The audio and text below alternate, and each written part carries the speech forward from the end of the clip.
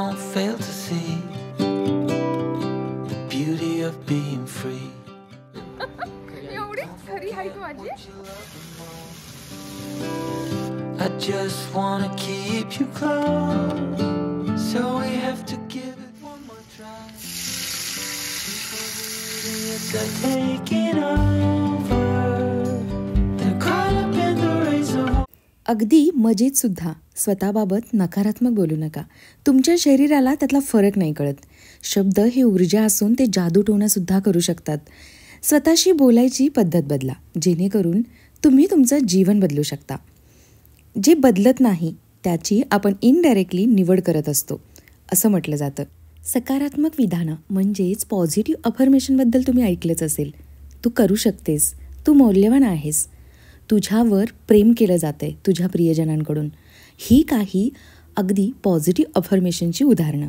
आणि हे बघा, सकारात्मक विधानं नकारात्मक विचारशैलींवर मात करायला मदत करतात. आपले विचार शब्दांचं रूप घेतात, शब्द आपल्या कृतीत बदलतात आणि आपली कृती आपलं व्यक्तिमत्व होतं. म्हणूनच आपण जर आपले विचार आणि शब्द बदलू शकलो तर आपण आपल्या वागण्यात अगदी ठरवून सुधारणा घडवून आणू शकतो. पॉझिटिव्ह अफर्मेशनचा हा प्रकार तुम्हाला जरी वरवरचा आणि काहीतरीच काय असा जरी वाटत असला तरी रिसर्च असं सांगतो की खरोखर हे काम करतं बरं का. स्वतःचं आरोग्य सुधारण्यासाठी आपल्यापैकी आपण बरेच जण जिममध्ये जातो, योगा करतो, वेगवेगळ्या प्रकारांचा व्यायामांचा सराव करत असतो. पण मनाच्या व्यायामाचं काय? सकारात्मक मानसिक पुनरुच्चार करण्यानं म्हणजे सतत पॉझिटिव्ह अफर्मेशन करण्याने आपण आपल्या मनाच्या जोडण्या नव्याने घडवू शकतो.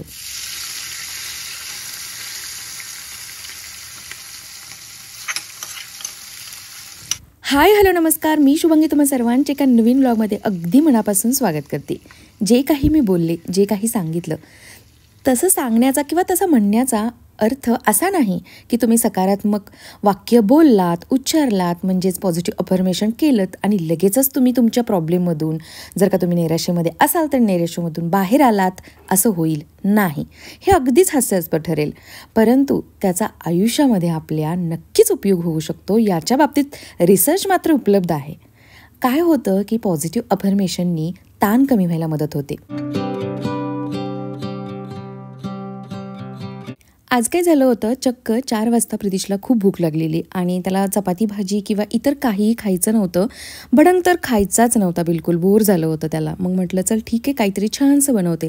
आणि तुम्ही पाहिलं की मी कर्ड राईस बनवून दिला होता. खूप आवडला त्याला, मस्त खाल्लाय आणि छान झोपलाय. 6:45 झाले तरी तो अजून झोपलेलाच आहे. मुलं आता रिलॅक्स झाली आहेत कारण एक्झाम संपली आहे ना. चला आता स्वयंपाकाची वेळ आहे. स्वयंपाकामध्ये मी आज बनवते उडदाच्या डाळीचं घोटं. काय झालं होतं की काही दिवसांपूर्वी साधनाशी माझं बोलणं झालं आणि ना तिने मला विचारलं की तू हे कधी बनवलंस का? म्हटलं नाही. मग तिने मला रेसिपी पाठवली. तर म्हटलं चला, तेव्हापासून मी विचार करते की हे बनवायचं. तर आज त्याचा योग आलेला आहे. मी बनवते हे उडदाच्या डाळीचं घोटं आणि लकीली माझ्याकडे सालीची उडदाची डाळसुद्धा आहे. मस्तपैकी कुकरला अगदी हळद, तेल आणि मीठ, जसं ज्या पद्धतीनं तिनं मला सांगितलं त्या पद्धतीनं मी ते शिजायला घातलं. काही दिवसांपूर्वीच्या व्लॉगमध्ये मी शेअर केलं होतं की गावच्या चण्यांना किती मोठे मोठे मोड आले होते. तर अमृताचं म्हणणं असं होतं की तो स्प्राऊट मेकर कशा पद्धतीनं तू यूज करते किंवा खरंच चांगला आहे का हे शेअर कर. तर तेच मी तुम्हाला जे आहे अगदी ज्या पद्धतीनं मी ते वापरते त्या पद्धतीनं दाखवण्याचा प्रयत्न करते. तर मी काय करते, नेहमी असं स्वयंपाकाला सुरुवात करताना किंवा स्वयंपाक झाल्यानंतर रात्री झोपताना आठवणीनं ज्या धान्यांना आपल्याला मोड आणायचं आहे ना ते कडधान्य स्वच्छ धुवून भिजत ठेवते. रात्रभर अगदी 12 तास छान भिजतात ते आणि मग दुसऱ्या दिवशी सकाळी ते स्ट्रेनरनी स्ट्रेन करायचं आणि थोडा वेळ ठेवून द्यायचं. तसंच उद्या येणाऱ्या व्लॉगमध्ये तुम्ही याच्या पुढची प्रोसिजर पाहालच आणि किती तास लागतात, किती वेळ लागतो हेही मी व्यवस्थित अगदी स्टेप बाय स्टेप शेअर करते.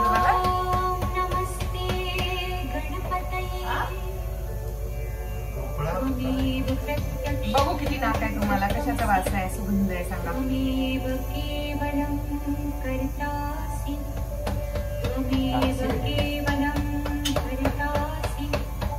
ऐका ना, काय विचार करतेय, जाऊया आवरून. 6:15 झालेत ना, 7:30 स्वयंपाक होते माझा. 8:30ला निघू आपण आणि 1 तास परत येऊ 9:30 पर्यंत किंवा 8ला निघू. डिमांड जायचंय जायचंय जायचंय जायचंय जायचंय. लिटरली तुम्हाला बिलीव्ह नाही होणार, मागच्या 1 महिन्यापासून अहो माझ्या मागे लागलेत की अगं सारख्या काही ना काही वस्तू संपतायत आणि तू मला पाठवतेस, हे घेऊन या ते घेऊन या, चल ना त्यापेक्षा डीमार्टला. मला ना खूप बोर होतं यार ते डीमार्ट, तो माल भरणं आणि आल्यानंतर तो पुन्हा लावणं. खरंच लिटरली हे बोरिंग काम आहे खूप, म्हणूनच मी टाळाटाळ करत होते आणि आज शेवटी जावंच लागणार आहे आता. म्हणून मी अहोना रिक्वेस्ट करते आहे, रिक्वेस्ट नाही सांगतेच, अहो उगाचच असं म्हणतायत की मी नाही येणार नाही येणार.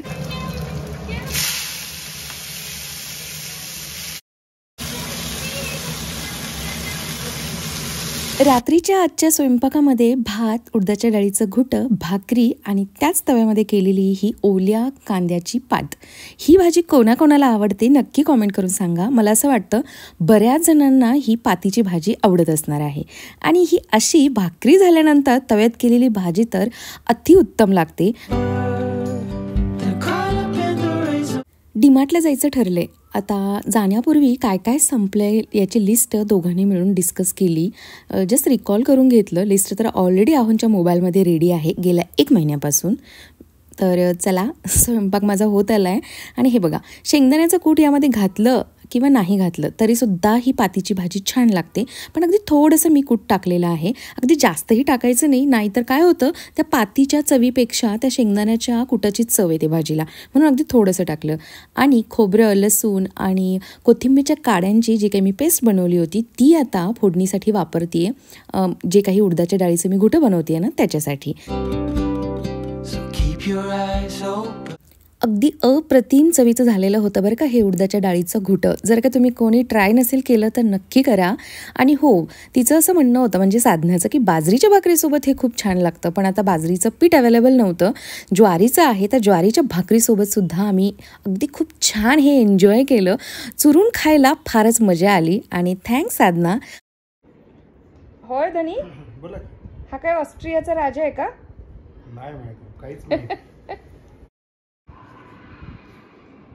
वाव, दिसायला तर छान आहे. रात्रीचे 9 वाजता आहेत आणि आम्ही आता तिघं निघालो आहोत डीमार्टला. तर डीमार्ट हे खूप दिवसांपासून पेंडिंग होतं. शेवटी आज मी तयार झाली आहे, माझ्यासोबत प्रीतीश तयार झालाय. तर आता प्रीतीचं खाऊ येणार हो ना प्रीतीश? नाही प्लीज, खूप नसतं खायचं पॅकेजिंग. अरे एकसाथ कुठं खाणार आहे? बघू. चला मग.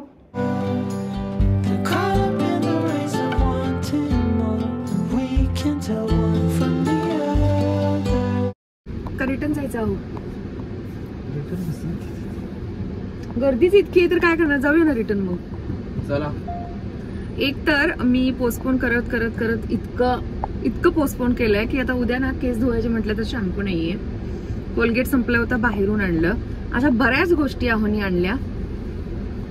आज कसं बसं आलोय डेअरिंग करून. तर फुल आहे, रात्रीचे 9:15 होत आहेत आणि डीमार्ट फुल आहे. बघा, रात्रीच्या 9:15 वाजता सुद्धा एवढी गर्दी होती डीमार्टमध्ये. अरे ओय, बघू काय घेतले. असं काय मी ठेवाय ना, अँटी डॅन्ड्रफ घेऊ. घे ना अँटी डॅन्ड्रफ. हा, ही मुलं ना खरंच खूप दिवसांनी मी प्रीतीशला डीमार्टला घेऊन आले होते आमच्यासोबत. वाटेल ती वस्तू तो भरत होता. असं नाही की त्याला खायचं आहे असं त्यानं घेतलंय, नाही, रॅन्डमली काहीही उचलत होता, काहीही, आणि ट्रॉलीमध्ये टाकत होता.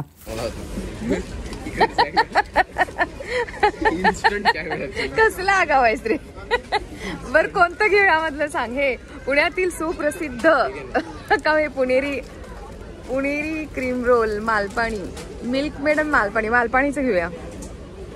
आयकॉनिक टी टाइम पार्टनर 140चं हे 120ला मिळणार आहे आणि हा मिल्क मेडचं 110ला मिळणार आहे. 10 रुपयाचा फरक आहे. चल, ते काय घेतलंस? खायला अजून चल. जेव्हा साडी ऑर्गनाईज केलेला व्हिडिओ मी शेअर केला होता तेव्हा एका ताईंची एका मैत्रिणीची कॉमेंट होती, रुही या अकाउंटवरून होती. मग हे तिचं नाव आहे, तिच्या मुलीचं नाव आहे, काही आयडिया नाही, पण डीमार्टमध्ये प्लास्टिकचे हे असे ट्रान्सपरंट बॉक्स मिळतात असं तिनं सांगितलं होतं आणि ते माझ्या अगदी पक्क लक्षात होतं. म्हणूनच मी आवर्जून आज ते शोधत होते आणि ते दिसले समोर. हां, मी फक्त बघून ठेवलं, घेतले नाहीत आत्ता. आणि हे काही डीमार्टचं कलेक्शन. मोशीचं हे जे काही डीमार्ट आहे तिथे ना मला ना भांड्यांचं प्रॉपर असं कलेक्शन कधीच दिसत नाही. नेहमी तेच असतं, वेगळं काहीच नसतं. आणि म्हणूनच जेव्हा केव्हा मला काही घ्यायचं असेल भांड्यामध्ये तर मी चिंचवडच्या डीमार्टला जाणं जास्त प्रेफर करते. आणि मागे मी जी काही भलारियाचे ट्रायप्लायचे भांडी घेतली ना, टोप वगैरे, ते सगळे मी चिंचवडच्या डीमार्टमध्ये घेतले आहेत. या डीमार्टमध्ये आय थिंक ते मिळत नाही आहेत. आणि तशीही कमेंट होती की कुठल्या डीमार्टमधून घेतलं आहेस, इथे मिळेल का? तर मी त्यासाठी बघत होते तर इथे नाही मिळालं, तसं काही दिसत नव्हतं. आणि ही भांडी आहेत ना, ही नक्कीच ग्लेझिंग केलेली असावीत काय, आहेतच बहुतेक. मी तेच बघत होते. मी नेहमी बघते, हे घ्यायचं धाडस नाही होत पण माझ्याकडून, कारण काय माहिती हे ग्लेझ पुन्हा म्हणजे जेव्हा आपण भांडी घासू तेव्हा निघून गेलं तर काय करणार ना. त्यापेक्षा हळूहळू प्रॉपर पितळेची भांडी घेतलेली बरी. आणि मला करायचं आहे कलेक्शन पितळेचं. आणि हाच आप्प्यांचा जो तवा आहे जो माझ्याकडेही आहे, अगदी युजलेस आहे हा, काहीही याचा उपयोग नाही, कधीच घेऊ नका तुम्ही हा. अशा पद्धतीनं सगळं डीमार्ट करून तरीसुद्धा मला असं वाटतंय आज मी ना बिलकुल लक्ष दिलं नव्हतं माल भरताना. अर्धा माल अजून घ्यायचं बाकीचं आहे. गावी जायच्या अगोदर मी नक्की एक व्हिजिट करणार आहे पुन्हा. एवढी छोटी दिसते विदाउट हिलच्या चप्पलनी. एवढी खरी हाईट माझी, एवढी छोटी दिसते मी. शायनिंग मारू नका जास्ती. अबे ओय,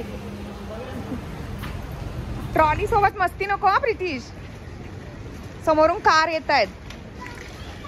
आज ना प्रितीशने बहुतेक ठरवलं होतं की मम्मीला इतकं इरिटेट करायचं की नेक्स्ट टाइम डीमार्टला चल असं ती बोललीच नाही पाहिजे. मम्मी तू खाऊन बघ, खूप खरंच इतकं टेस्टी असतं का? खाऊन बघ तू फक्त. पप्पांना म्हणतोय प्रितीश, एकदा खाऊन बघा तुम्ही, एकदा खाऊन बघा. लय चांगलं लागतं, लय चांगलं लागतं. लय चांगलं. खेळणं आलंय प्रितीशला, आता उद्या खेळणार आहे प्रितीशाने. खोल नाही बघू, स्पून आणलास का?